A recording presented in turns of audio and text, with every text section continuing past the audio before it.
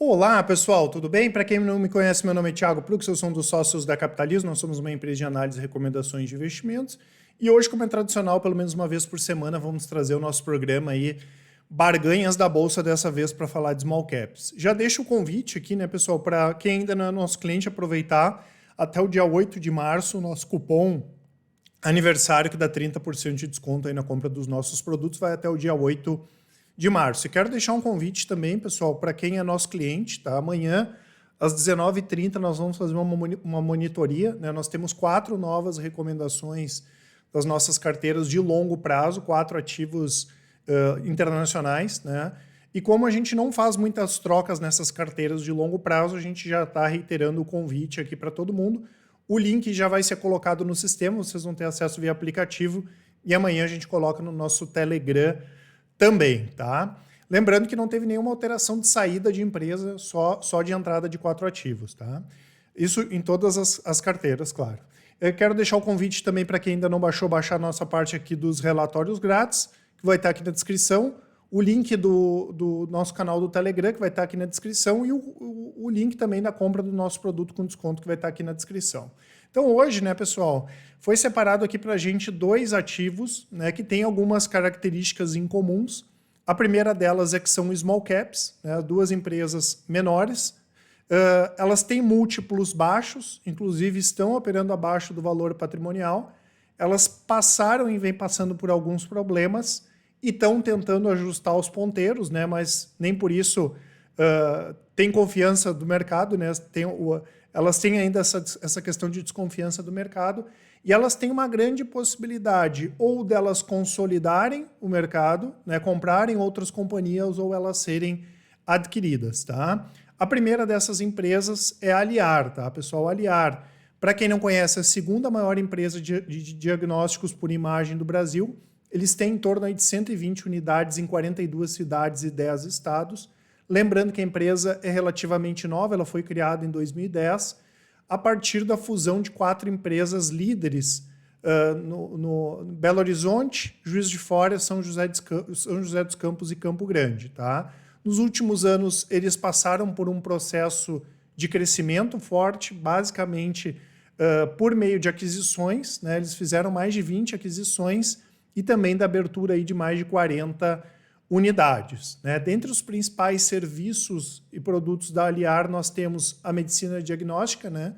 Que é através da realização de exames e análises de resultados no processo de formação do diagnóstico, e a gente pode dividir os produtos em 2 setores, né? O diagnóstico por imagens, né? Que todo mundo aí conhece, ressonância magnética, tomografia, raio-x, entre outros, e também a parte de análises clínicas, né, que envolve desde a coleta de amostras até posteriormente a análise aí pelos profissionais habilitados para isso. Tá?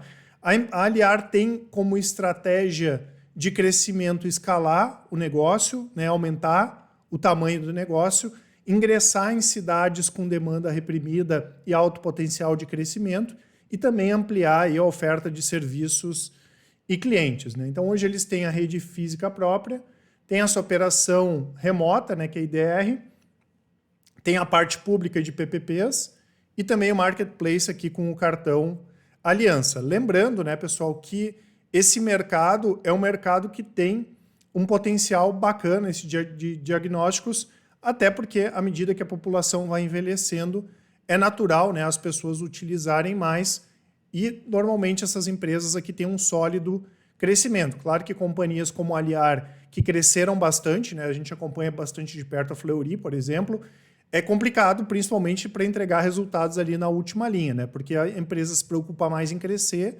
e menos em dar lucro para os acionistas. Tá? Isso também é uma coisa normal, tá? Faz parte. Então, o objetivo deles é dobrar de tamanho nos próximos 3 a 5 anos, né? E diversificar em termos de receita também. Hoje a parte core aqui, que é a parte de convênios, é o que dá mais receita, eles querem aumentar no público e PPPs, a parte de clientes particulares e também aqui na parte de clínicas e hospitais. Tá? Então, nós tivemos a fase lá no início de formação da empresa, nós tivemos uma fase de aceleração nos investimentos, tivemos uma fase de abertura de lojas, de abertura de unidades de compra de outras companhias, né? Tanto que a gente vê esse crescimento acelerado. A empresa saiu de uma receita aí de pouco mais de 275 milhões em 2013 para 1 bi em 2019. Né? E é muito difícil entregar as duas coisas ao mesmo tempo, entregar crescimento acelerado, aumento de margens e lucro. Né?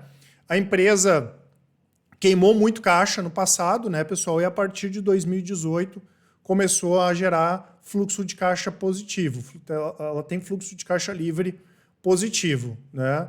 Ou seja, é possível que, passado esse período aí de aprendizagem, até porque a empresa é relativamente nova, o crescimento daqui para frente não seja tão dolorido e que a empresa consiga entregar mais resultados, tá? Mas isso não é regra, né? Como eu falei, mesmo a Fleury, que é o caso de uma empresa mais ajeitadinha, a Fleury tem tido dificuldade aí de entregar resultados até melhores, tá? Então, em relação à atuação, né, a gente tem aqui a IDR, que é a parte de soluções para hospitais e clínicas. Tem o core aqui, que é o principal negócio da empresa, que são imagens e análises clínicas em rede própria. Tem a parte do marketplace, né, principalmente com a questão do cartão Aliança, que eles já estão presentes em mais de 11 estados. Tem uma série de convênios, tem uma série de benefícios. E tem também a parte aqui do público e PPPs, né, que é para melhorar o serviço na rede pública. Tá? Em termos de resultado, pessoal, claro que a crise acabou pegando a Aliar, né, apesar deles terem conseguido equalizar bem os custos no ano passado. Né, e apesar de resultados mais fracos no ano passado, a partir do terceiro trimestre, já começou a mostrar recuperação e os resultados do quarto trimestre devem vir mais positivos. No IDR, a gente teve recorde histórico de faturamento e novos contratos. Teve um crescimento de faturamento de 49% no ano contra ano.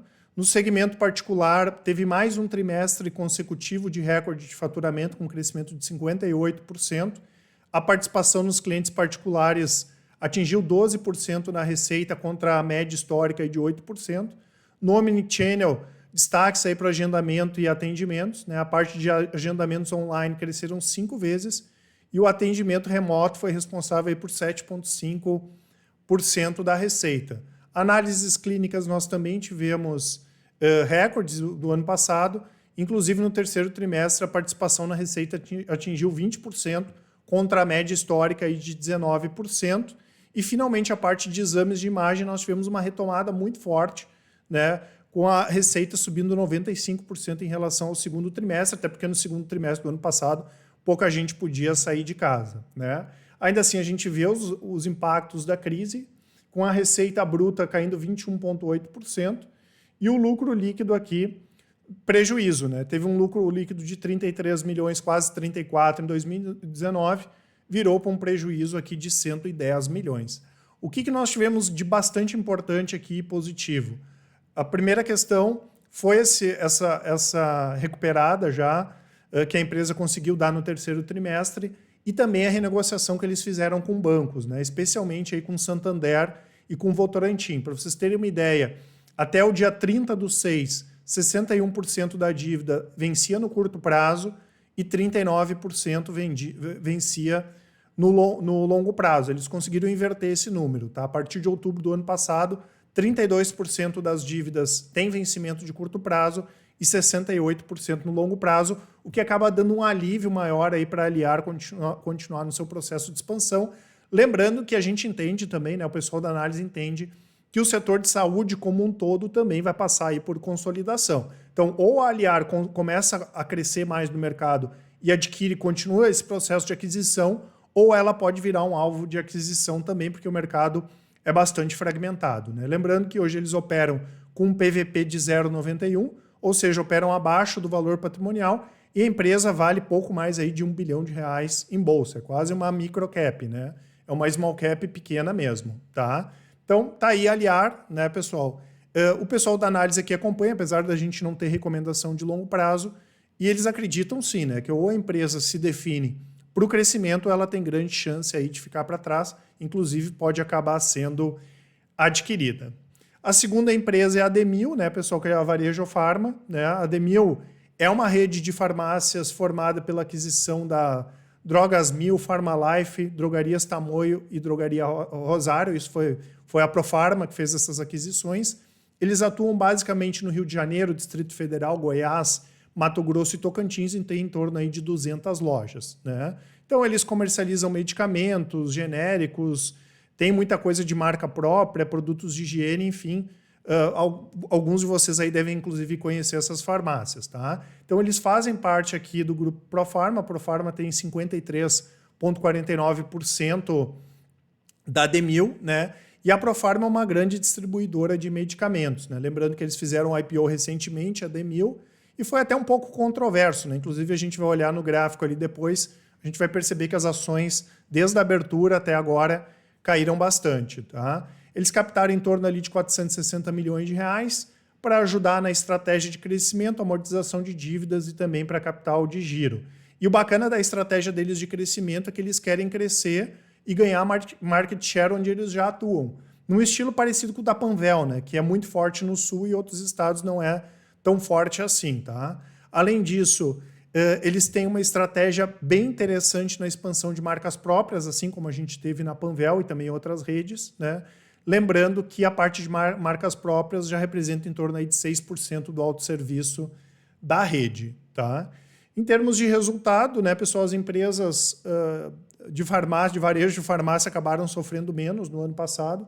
Ainda assim, nós tivemos no terceiro trimestre de 2020 em relação ao terceiro trimestre de 2019 uma queda na receita de 13,5% e o lucro líquido subiu 125%. Ele saiu aqui de um prejuízo de 5 milhões para um lucro aqui de 1,5 milhão. Tá? A margem bruta foi de 32%, o fluxo de caixa acabou sendo negativo em torno de 20 milhões e eles fecharam com 192 lojas em operação, tiveram 5 aberturas e um fechamento. A Demil, sim, né, pessoal, é uma microcap, eles valem pouco aí de 500 milhões de reais em bolsa. Em termos de PVP, o PVP está 0,64, né? Então está bem longe aí do valor patrimonial, e eles têm em torno de 317 milhões em disponibilidades. Então eles valem 500 milhões em bolsa e tem 317 milhões de reais em disponibilidade e uma dívida líquida aí de 99 milhões. Então eles pagam a dívida deles e ainda sobra 99, quase 100 milhões de reais. Ou seja, eles têm uma posição de caixa bastante confortável, o que até não poderia ser diferente, né? Porque recentemente eles fizeram esse IPO. Porém, né, pessoal, como eles querem crescer, é de se imaginar aí que eles queimem caixa nos próximos trimestres, tá? Hoje a empresa referência do setor é a Raia Drogasil. Claro que a Raia Drogasil tem múltiplos bem mais elevados do que todas as outras empresas. Ela é a melhor empresa disparada do setor e é a empresa que performa bem também ou já performou bem em momentos de crise, né? Até porque esse setor aqui tem margens muito baixas. Então, para ver se a empresa é boa ou não, a gente tem que ter passado por momentos aí de crise, né? Claro, olhando em termos de múltiplo, a Demil aqui é mais atrativa que a Panvel e que a Pague Menos também, tá? Apesar da nossa preferência, da preferência do pessoal da análise, ser muito mais por Panvel e por Pague Menos. Outra coisa que pode ter ajudado aqui a ter derrubado também as ações é essa questão da desconfiança do mercado com a Profarma, né, que é o controlador da empresa. Desde que eu comecei a investir ali, até ali 2006, 2007, eu lembro que sempre vinha aquela esperança da Profarma entregar bons resultados e até hoje isso acabou ficando na esperança, né? Isso pode ter ajudado também a derrubar as ações aí da Demil, tá?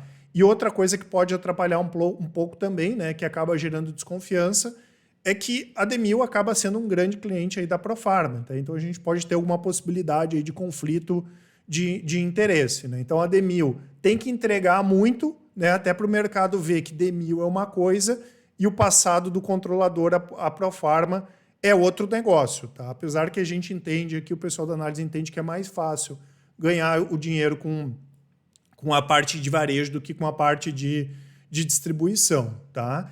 Em relação ao setor em si, né, pessoal, é um setor bastante fragmentado, né? O negócio é um negócio complicado, mas para quem acredita aí na recuperação da Demil pode ser uma boa opção, né? E fazendo aquele paralelo com a Aliar, ou as empresas crescem ou elas vão ficar de fora do mercado. Tá? Tanto que a gente entende sim que esse movimento de consolidação ele vai cada vez mais aumentar. Tá? Hoje, se a gente pegar as 5 maiores redes no setor aqui no Brasil, elas representam em torno de 28% do mercado. Né? Nos Estados Unidos, as 3 maiores têm 76%, no Reino Unido, 92%. E por mais que as empresas cresçam também no online, é um negócio de localização e de lojas físicas. Né? E normalmente as lojas mais antigas são aquelas que dão menos dinheiro. Por isso que a gente vê essa abertura aí insana de lojas. Tá? E a gente deve ver um crescimento dessas grandes redes aí, principalmente no interior. Hoje, quando a gente pega as cidades maiores aqui no Brasil de 1 milhão de habitantes, as redes que fazem parte da Abrafarma têm 61,5% do mercado. Quando a gente pega as cidades menores que têm menos de 50 mil habitantes, elas têm pouco mais aí de 9% do mercado.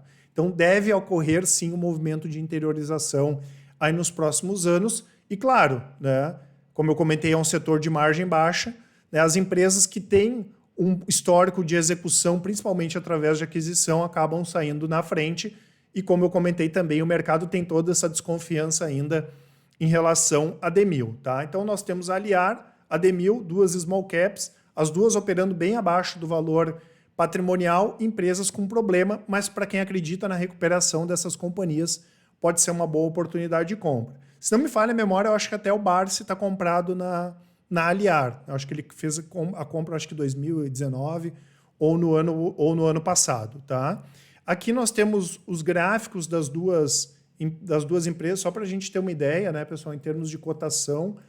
A Aliar entrou na bolsa em 2016 e de lá para cá está com uma baixa aí de 53%. Né? Já a Demil é mais nova, né? Entrou na bolsa em agosto do ano passado, ainda assim está com uma baixa grande também, em torno aí de 40%. Né? Então essas informações que eu queria passar para vocês, tá, pessoal? Não esqueçam de utilizar o nosso cupom aqui aniversário para comprar os nossos produtos. Lembrando que nós temos o Top Fundos, que são recomendações de fundos, incluindo fundos imobiliários. O Invista em Ações, que são recomendações de ações por longo prazo, carteira de dividendos, internacional e assim por diante. O Carteiras Capitalismo, que é a parte do Top Fundos, o Invista em Ações, e o Carteiras Capitalismo, são carteiras diversificadas de investimento.